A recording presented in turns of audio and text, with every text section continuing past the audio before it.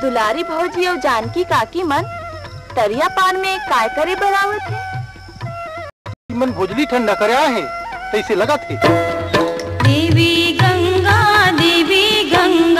लहरा तो रंगा हो, लहरा तो रंगा, तुम्हारे लहर में भोजली के बीजे आटो गंगा।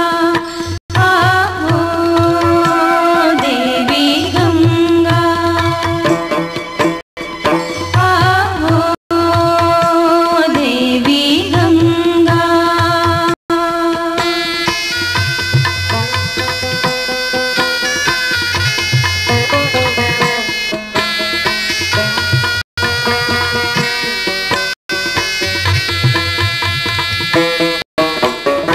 पियर